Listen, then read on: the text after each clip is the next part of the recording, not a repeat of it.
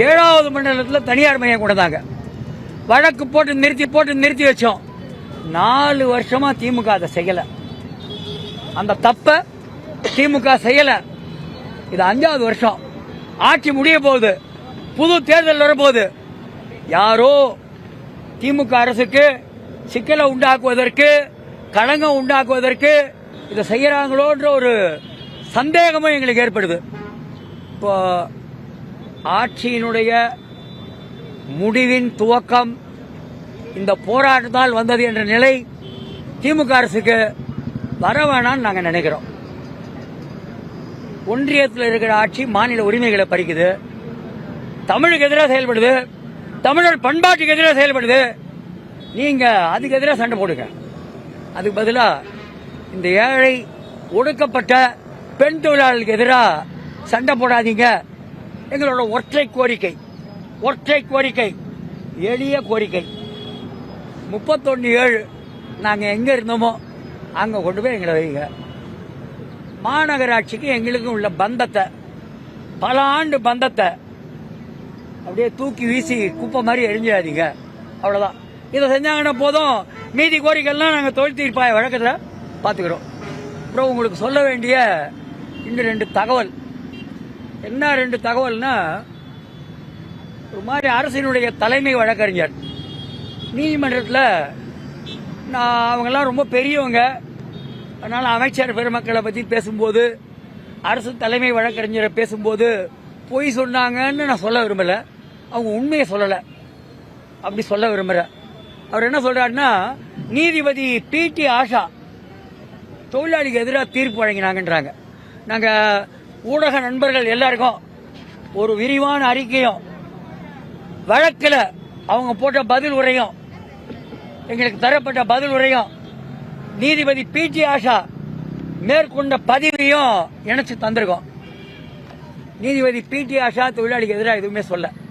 ஆனால் மாநகராட்சி ஆணையர் என்ன சொல்றாருன்னா, அவங்க உங்களுக்கு எதிராக தீர்ப்பு வழங்கிட்டாங்க.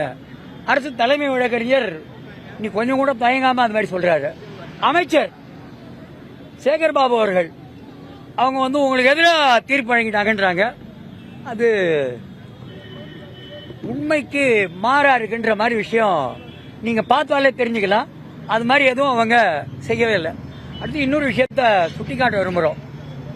என்ன சுட்டிக்காட்ட விரும்புகிறோம்னா, அமைச்சர் PK சேகர் பாபு ஒரு விஷயம் சொல்றாரு.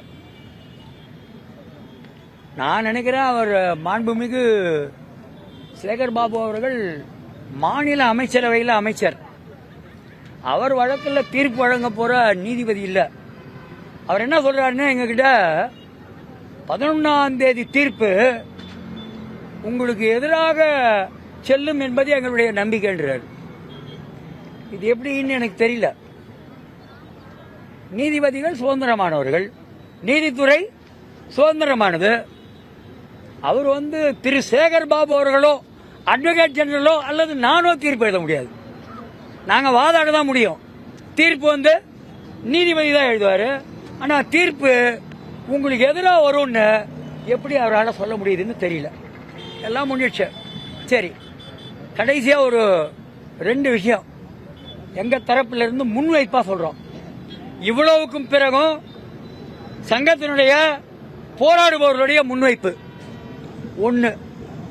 இன்னைக்கு மரியாதைக்குரிய திரு KN நேரு அவர்கள் 2 தினங்களுக்குள் பிரச்சனைய சுமூகமா பேசி முடிப்போன்றார். சரி, நீங்க சுமூகமா பேசி முடிப்பீங்கன்னா நாங்க சண்டை போட்டு தான் முடிப்போம்னு சொல்ல போறதில்லை. வழக்கு நீதிமன்றத்தில் பட்டியலில் இதே எண்ணில் நாளை மறுநாள் வரும் இருக்காங்க.